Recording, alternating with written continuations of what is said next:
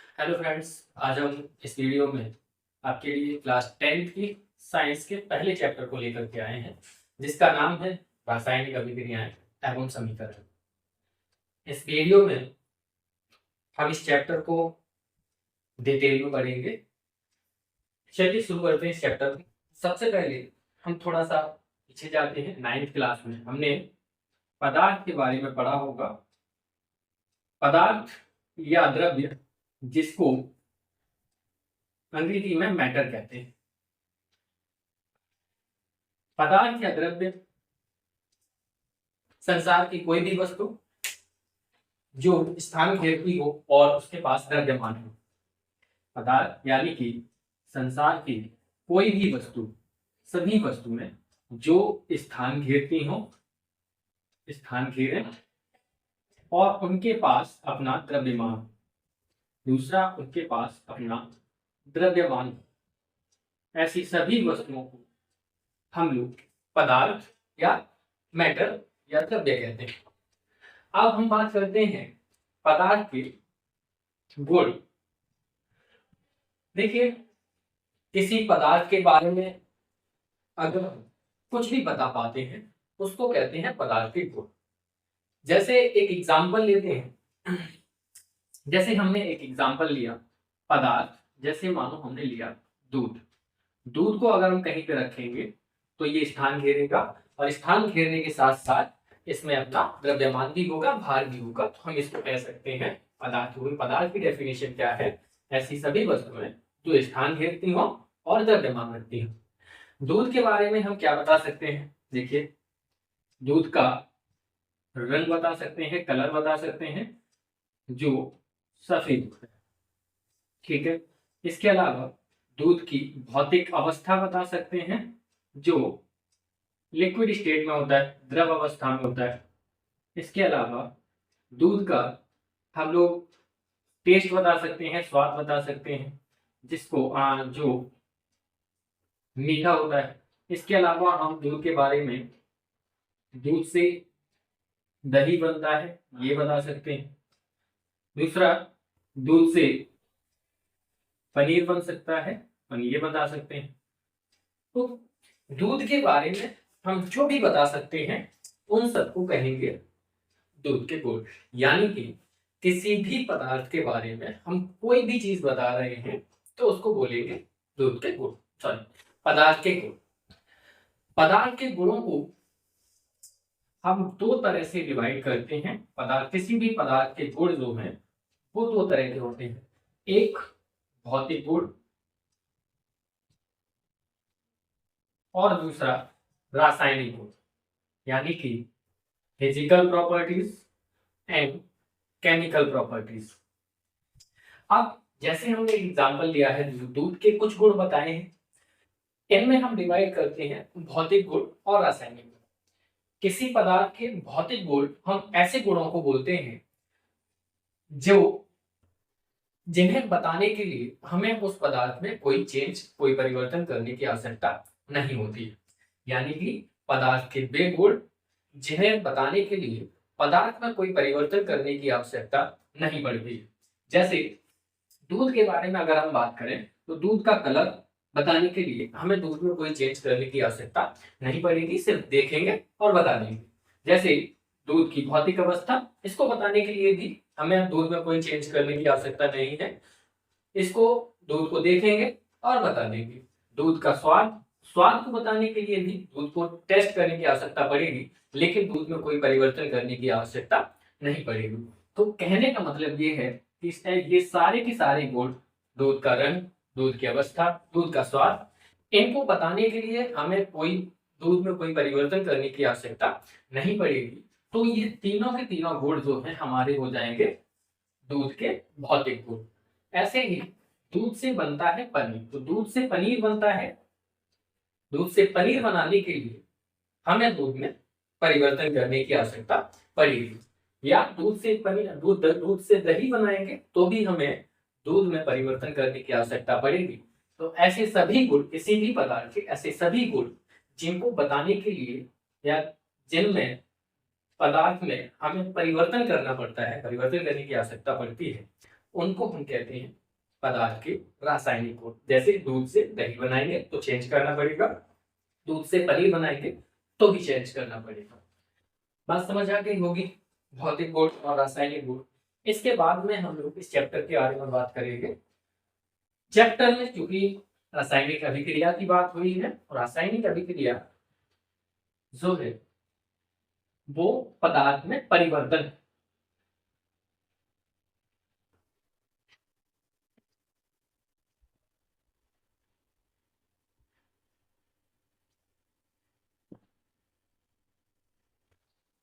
पदार्थ के गुणों के बाद हम एक महत्वपूर्ण टॉपिक पे बात करते हैं। इस चैप्टर को पढ़ने से पहले हमें ये पता होना चाहिए, जरूरी पता होना जरूरी, पदार्थ में होने वाले परिवर्तन। हम ये देखते हैं डेली के जीवन में, जिंदगी में हम ये देखते हैं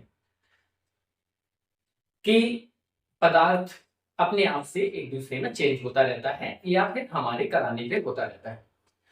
पदार्थ के परिवर्तन की हम लोग बात करें तो पदार्थ में परिवर्तन भी दो तरह से होता है। एक को कहते हैं भौतिक परिवर्तन, फिजिकल चेंज, और दूसरे को बोलते हैं रासायनिक परिवर्तन यानी कि केमिकल चेंज। जैसा कि अभी हमने बात की थी भौतिक गुण और रासायनिक, तो भौतिक परिवर्तन को अगर हम देखें, पदार्थ में ऐसे परिवर्तन जिनमें पदार्थ के केवल भौतिक गुण बदलते हैं उसको कहते हैं भौतिक परिवर्तन। जैसे अगर हम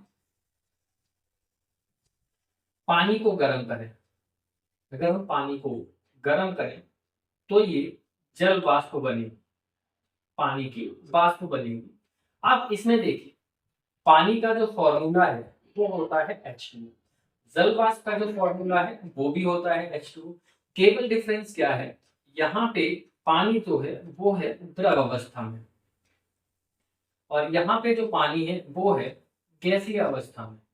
यानी कि केवल और केवल बदला है पदार्थ की भौतिक अवस्था या पानी की भौतिक अवस्था। तो ऐसे परिवर्तन जिनमें पदार्थ के केवल भौतिक गुण बदलते हैं उनको कहते हैं भौतिक परिवर्तन। यानी और इसके अलावा पदार्थ के संगठन में कोई चेंज नहीं आता है। ठीक,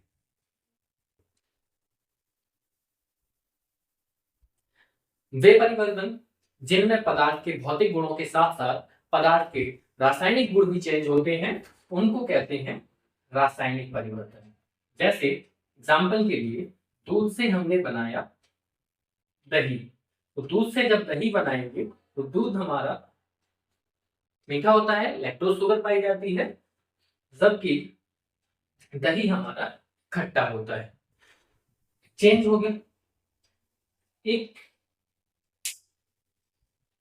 एक और तरीके से हम भौतिक और रासायनिक परिवर्तनों को इस तरह से समझ सकते हैं कि भौतिक परिवर्तन वे परिवर्तन है जिसमें पदार्थ एक बार अगर कहीं पे चेंज हो जाता है, अगर हम फिर से चाहें उसको उसी अवस्था में लाना तो वो वापस आ जाए, ऐसे परिवर्तन को बोलते हैं भौतिक परिवर्तन। फिर से पदार्थ एक बार चेंज हो जाए फिर से अपनी वापस उसी अवस्था में वापस आ सके तो उसको कहते हैं भौतिक परिवर्तन। एक बार चेंज हो जाए फिर से वापस उसी अवस्था में ना आए उसको बोलते हैं रासायनिक परिवर्तन। जैसे पानी से गैस बन जाएगी, गैस को ठंडा कर लेंगे पानी बन जाएगा। जैसे पानी को अगर ठंडा करेंगे तो बर्फ बन जाएगी, बर्फ को फिर से गर्म कर लेंगे तो पानी बन जाएगा। यानी एक बार चेंज हुआ, चाहे तो फिर से उसी अवस्था में ला सकते हैं, ऐसे परिवर्तन को बोलते हैं भौतिक परिवर्तन। एक बार चेंज हो जाए फिर से उसी अवस्था में वापस ना आए उसको बोलते हैं रासायनिक परिवर्तन। जैसे दूध से दही बन जाएगा पर दूध से दही, दही से दूध नहीं बनेगा। जैसे लकड़ी जल जाए तो फिर से लकड़ी नहीं बनेगी। जैसे लोहे पे जंग लग जाए तो फिर से लोहा नहीं बनेगा। फिर से एक बार ध्यान से सुनिए, भौतिक और रासायनिक परिवर्तन। भौतिक परिवर्तन वे परिवर्तन होते हैं जिनमें पदार्थ के केवल भौतिक गुणों में परिवर्तन आता है, भौतिक गुण परिवर्तित होते हैं, या पदार्थ एक बार चेंज हो जाए फिर से उसी अवस्था में वापस पहुंच जाए, ऐसे परिवर्तन को बोलते हैं भौतिक परिवर्तन। जबकि रासायनिक परिवर्तन ऐसे परिवर्तनों को बोला जाता है जिनमें पदार्थ के भौतिक गुणों के साथ साथ रासायनिक गुण भी परिवर्तित होते हैं, या फिर भौतिक पदार्थ एक बार परिवर्तित होने के बाद फिर से उसी अवस्था में वापस ना आ पाए, तो ऐसे गुणों को, ऐसे परिवर्तन को बोलते हैं रासायनिक परिवर्तन।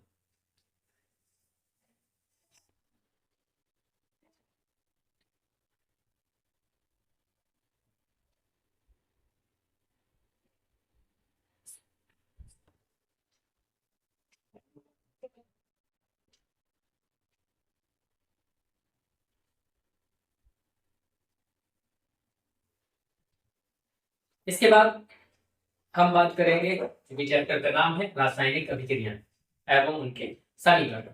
तो हम बात करेंगे सबसे पहले रासायनिक अभिक्रिया। रासायनिक अभिक्रिया,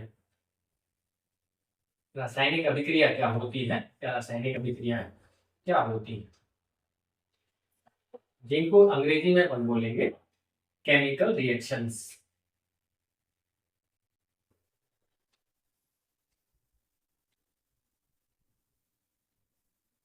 केमिकल रिएक्शंस, ध्यान से सुनेंगे। जैसे एक एग्जांपल देते हैं, मान लो हमने एक पदार्थ लिया पानी, और इस पानी में हमने मिक्स कर दिया चीनी को, सुक्रोज को, शुगर। दोनों मिक्स होके क्या बनाएंगे, एक पदार्थ बनाएंगे जिसको बोलेंगे सर। रासायनिक अभिक्रिया क्या है, दो या दो से अधिक पदार्थ आपस में मिलकर एक या एक से अधिक ऐसे पदार्थों का निर्माण करते हैं जिनके गुण प्रारंभिक पदार्थों से अलग होते हैं, भिन्न होते हैं, उसको कहते हैं रासायनिक अभिक्रिया। रासायनिक अभिक्रिया वह प्रक्रिया है जिसमें दो या दो से अधिक पदार्थ आपस में मिश्रित होकर के, आपस में मिल करके, आपस में क्रिया करके एक या एक से अधिक ऐसे उत्पाद का निर्माण करते हैं जिनके गुण भिन्न होते हैं। जैसे एग्जाम्पल में, जैसे हमने एक पदार्थ लिया पानी, पानी को चीनी को पानी में मिलाया और मिलाने पे एक पदार्थ बन गया सर। जैसे एक और एग्जाम्पल लेते हैं, जैसे हमने एक पदार्थ लिया हाइड्रोजन गैस, साथ में इसके मिलाया ऑक्सीजन, दोनों को मिलकर मिलाएंगे तो बन जाएगा H2 पानी। यहां पे ये क्या है हमारे पास, ये है हाइड्रोजन गैस, यहां पे ये क्या है हमारे पास ऑक्सीजन गैस, यहां पे बना हमारे पास वाटर जो कि लिक्विड। अब हम देखें कि जो स्टार्टिंग में हमने पदार्थ लिए थे, प्रारंभ में जो पदार्थ लिए थे वो कैसी अवस्था में है, जबकि जो बाद में पदार्थ बना है वो लिक्विड स्टेट में है। इसका मतलब ये हुआ कि दो पदार्थ आपस में मिक्स हुए हैं, एक नया पदार्थ बना है जिसके गुण जो है वो भिन्न है, अलग है। तो रासायनिक अभिक्रिया डिफाइन करेंगे, डेफिनेशन होगी वह प्रक्रिया जिसमें दो या दो से अधिक अभिकारक पदार्थ, दो या दो से अधिक, वह प्रक्रिया जिसमें दो या दो से अधिक पदार्थ आपस में मिलकर एक या एक से अधिक ऐसे उत्पाद का निर्माण करते हैं, ऐसे पदार्थ का निर्माण करते हैं जिसके गुण भिन्न भिन्न होते हैं। ये एग्जाम्पल है इसके। इसके बाद में हम लोग बात करेंगे, कुछ शब्द आते हैं, एक शब्द है अभिकारक,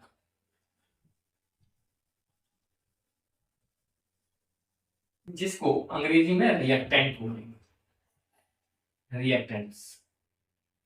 रिएक्टेंट क्या है, देखिए अभिकारक क्या है, किसी भी रासायनिक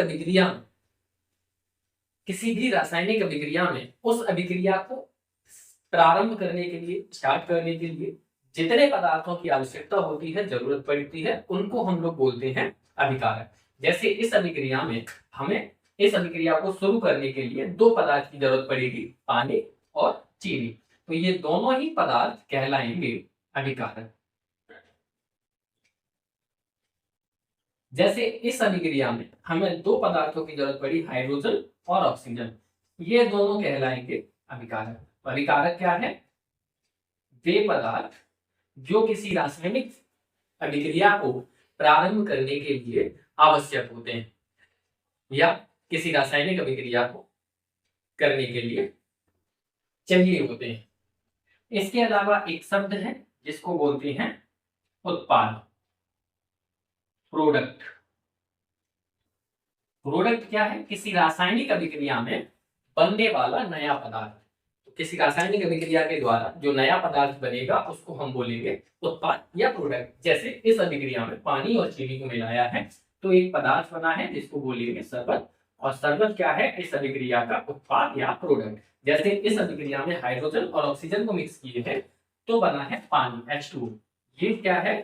उत्पाद या प्रोडक्ट। ठीक है।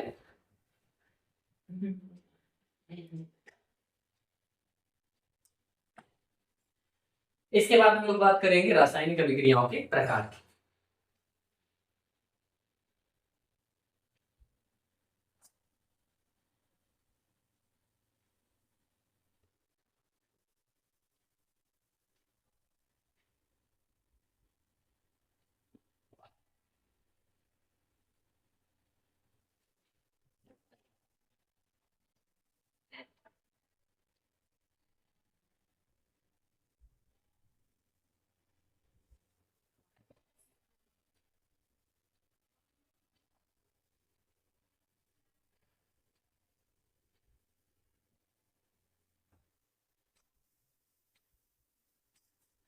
Types of chemical reactions.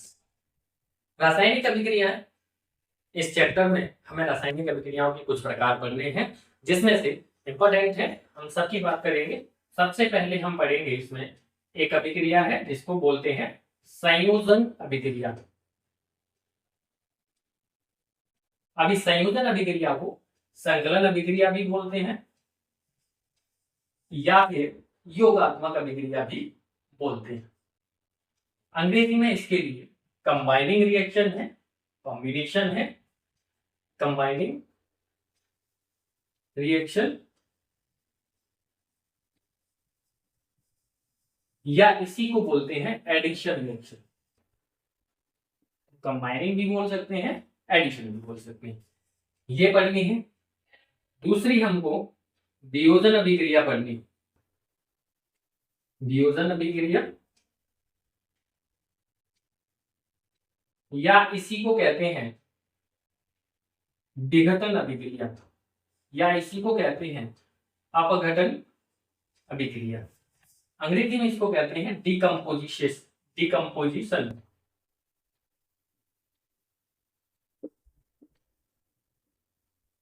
Decomposition reaction. इसके अलावा तीसरी हमको पढ़नी है विस्थापन अभिक्रिया।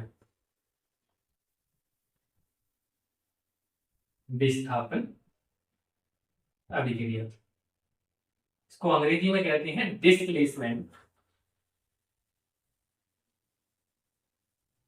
रिएक्शन। तो डिस्प्लेसमेंट रिएक्शन या विस्थापन अभिक्रिया दो प्रकार की होती है। एक एकल विस्थापन रिएक्शन या विस्थापन अभिक्रिया, और दूसरा द्विविस्थापन अभिक्रिया।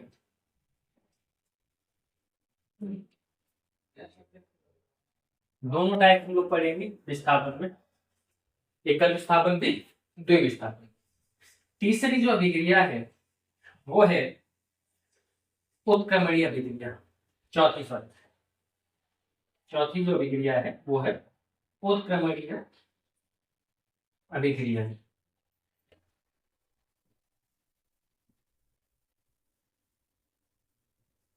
जिनको अंग्रेजी में रिवर्सिबल रिएक्शन कहते हैं। Reversible reaction. पांचवी इसका अपोजिट है अनुत्क्रमणीय अभिक्रिया।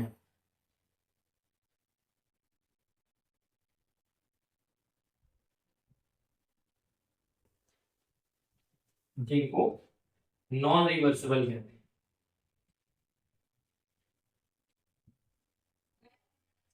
Non reversible reactions. इसके बाद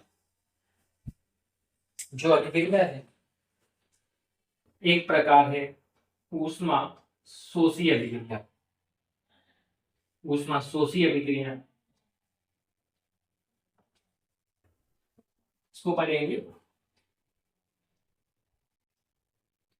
जिसको बोलते हैं एंडोथर्मिक रिएक्शन।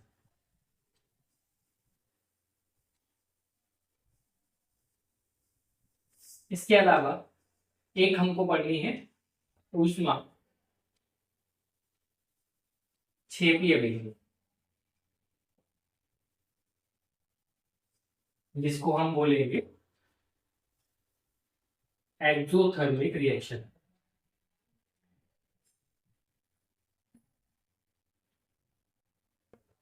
इसके अलावा एक हमको पढ़नी है ऑक्सीकरण अभिक्रिया। ऑक्सीकरण या इसको बोलते हैं उपचयन अभिक्रिया।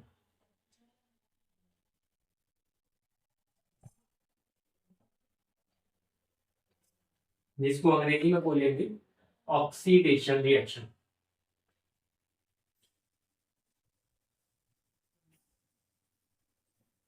इसके अलावा एक हमको पढ़नी है अपचयन अभिक्रिया, जिसको अंग्रेजी में बोलते हैं रिडक्शन रिएक्शन। एक हमको पढ़नी है रेडॉक्स अभिक्रिया, अंग्रेजी में बोलेंगे रेडॉक्स रिएक्शन।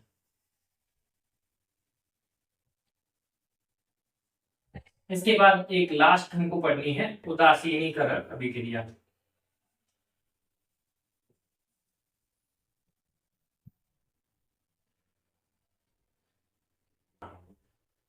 जिसको अंग्रेजी में बोलेंगे न्यूट्रलाइजेशन